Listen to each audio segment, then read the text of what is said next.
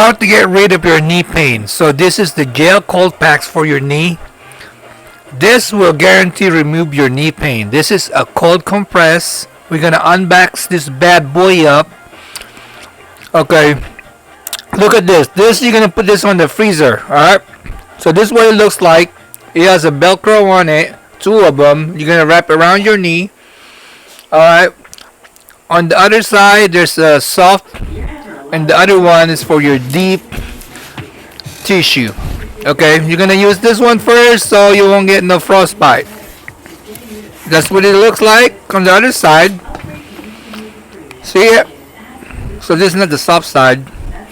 Okay, the cold application is freeze for at least 4 hours before you use it. Use the soft flush side first to protect your skin from freeze hurt. Okay, apply cold pack for periods of 20 minutes every 2 to 4 hours. Whatever you desire. Okay, do not use this to directly broken skin. You don't want that. If the pack tears up, discard this immediately. Look what I did to my right knee. Wrap it around, tie them all up. The Rebix. This is the solution for your sore knee. Let's go.